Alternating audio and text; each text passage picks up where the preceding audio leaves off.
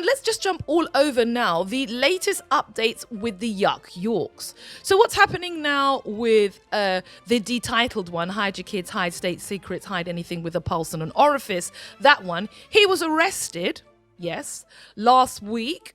He was released on bail.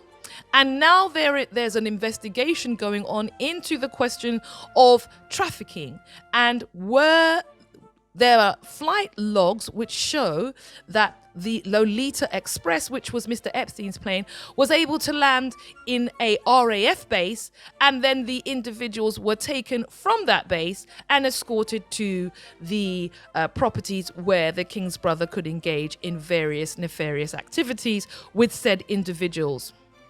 That's been investigated. But it turns out that those official records aren't around. How unsurprising, they've been destroyed. So what's coming across to the public right now is the level of the cover-up. And all this week, you had loads of articles asking, what did the Queen know? And the reality is the Queen knew everything, because she did her very best to ensure that the cover-up was maintained. Let's not forget, she threatened the newspapers in 2011 with them being sued and injunctions being placed on them if they reported the story. And she and the current King Bitter, yes, they coughed up, along with the Queen's passed away husband, they all coughed up for the cash. So they can't say they didn't know.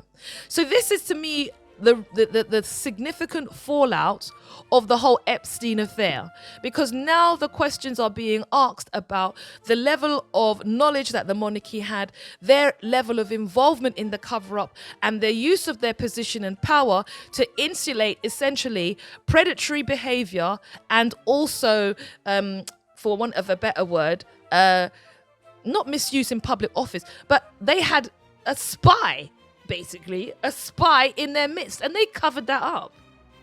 And the consequence of the cover-up is now creating questions about the value of the monarchy. People are openly having conversations about whether it should be abolished. And I mean, they were doing that before, but because we know more and more stuff is coming out with this, I mean, this is not half of it, people, yeah? It's not half of it. It's not half of the lack of humanity that these people demonstrate towards other people, but all of the details are being revealed. And what I picked up today as well is that Keir Starmer is not going to be able to have a veto on the information that's released about the Mr. Mandelson's appointment, and how that appointment effectively was part and parcel of this entire network of ensuring that these people can behave any way they like and they never ever have to face any consequence. All of the stories this week that I've touched on, apart from the ones about the Sussexes, have been primarily dealing with the fallout of what's going on with Prince Andrew.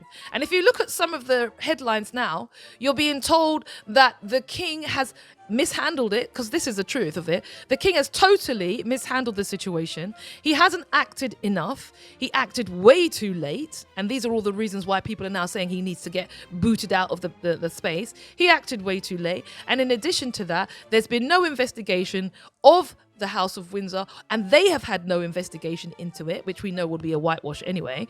But essentially, he's being looked at now as somebody who hasn't dealt with the situation properly, and that in itself is creating immense pressure on the House of Windsor. There was a clear dereliction of duty by the previous queen, but people have this cuddly image of the queen, and I think that that's false. Okay, it's not a matter, you got this image of her bags and her handbags and smiling, but the fact is she knows what's been going on within her community, with her family. She wasn't a silly woman, but she chose not to do anything because the institution is more important than the people it harms, and that's the result. And the Queen had that mindset, as all of these individuals do have that mindset. And I think that might be the culmination of my royal news this week. I understand that the green-eyed king in waiting wants to be able to say something about the whole situation with Epstein. I mean, they issued some platitudes last week. Our concern is with the victims. What a load of tosh. But they are not can't extricate themselves from this. And this is what I said when I spoke in the Royal Corner Extra last week. I'm so glad Harry and Meghan are not in that. They were able to leave in time so that they didn't have this whole they're not embroiled in this stuff. And the reality now is that the existing royal family are dying to have them to come back, because they're the only ones that seem to have any star quality. Their soft power is immense.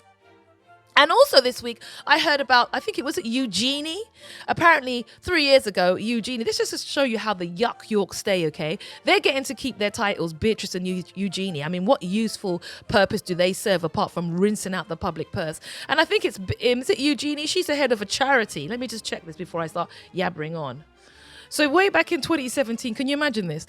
Her dad, is still friends with a known person who has been convicted of child SA trafficking. This is Beatrice, okay? Her dad is still having a friendship, okay? They're still engaged in the relationship, her and her mum, with the sex trafficker. And my girl sets up a charity in 2017 called the Anti-Slavery Collective. Knowing what her dad does in Frogmore Cottage, well, she must know. Don't tell me that these people don't know what their parents are doing of an evening. That's rubbish, okay? Yeah?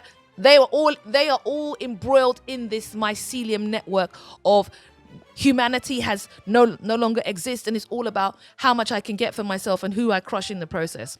So, the picture came out in 2011.